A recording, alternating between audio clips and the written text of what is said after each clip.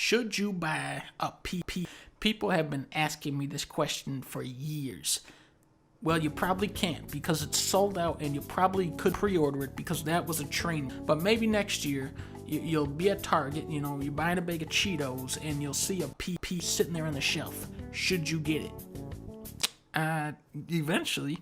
First, let's talk about the most boring part of the PS5. Back in the day when you jumped from the PlayStation to the Super Nintendo, that was crazy. 2D to 3D, that was a huge leap forward in technology. Then PS1 to PS2, this was as dramatic, but it was still pretty crazy. I remember my mom got me PS2 for Christmas, and I couldn't believe how realistic those games looked. To me, that was not it. And to some extent, that was kinda true. The jump from PS2 to PS3 was very underwhelming. The big thing was HD resolutions, except most people didn't own a television at that point. On top of this, there were already hundreds of PS2 games. The jump from PS3 to PS4 was even smaller, and the jump from PS4 to PS5 is possibly the smallest yet. Look at this comparison between 1080p and 4P. Can you actually tell me which of these screenshots is in 4P? You can? Oh, you can? Because that's just a 1080p screenshot of The Witcher 3. You busted, boy. Check out this list of games. These are some of the best games on the PlayStation 4. And these are the games that could probably run on a PlayStation 4. Raw computation no longer equates to fancy graphics. The PS4 can run God of PP, but how many games look like God of War? There's like 3.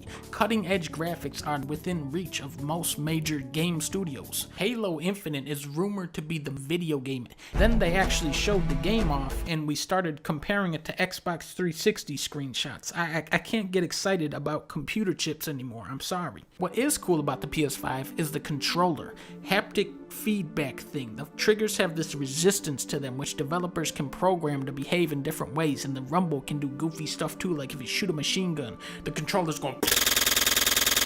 For $400, you are getting a pretty powerful system for the money, and hopefully one that will be supported by Sony for 6 to 7 years. I am concerned about the hard drive though. You're only getting about 6 gigabytes of storage, so you're gonna run out of space fast with these big ass games coming out. But let's cut the bullshit, okay? Let's talk some real talk. Game. This is the only thing that matters. You can throw numbers at me all day, but if it can't run Tekken, then why are you even talking to me right now? The PS5 has a far stronger launch lineup than the PS did. First off, you get backwards compatibility with every PS4 game except Joe's Diner, which is gonna be a deal breaker for some, but it's still pretty cool, especially for people who never owned a PS4. However, no PS4 games. This is a major missed opportunity by Sony. If I could play every PS4 title on one machine, I would recommend this console to everyone out there. Unfortunately, I can only recommend it to 5 people out there, 1 for each PlayStation.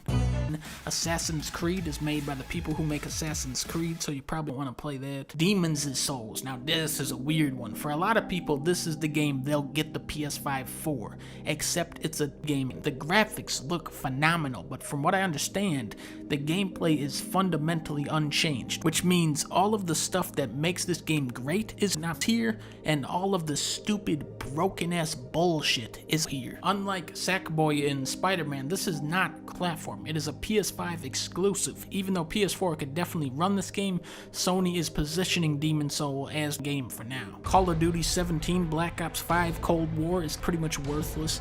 Astro's Playroom. This one comes installed on the console. This is sort of a mini sequel to Call of Duty 17 Black Ops 5 Cold War, but instead of VR, they're showcasing what the PS5 controller can do. The game takes place inside of, so there's a level where you go to the hard drive, and there's a level where you go to the fan, and there's a song playing in the background telling you what the GPU does.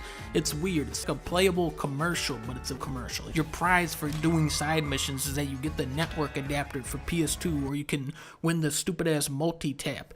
And there's a lot of references to all different PlayStation games. Sly Cooper's in there, Metal Gear, Ape Escape, Death Stranding, Tekken. There's like 9 different games to find. So yeah, this is probably the best tech demo ever produced. Then we got Spider-Man. This is the first game most people getting a PS5 will play, and gameplay wise, the feeling of being the Spider-Man is always there. I've seen a lot of people hating on this game, saying it's just a reskin or a DLC, but this is not true.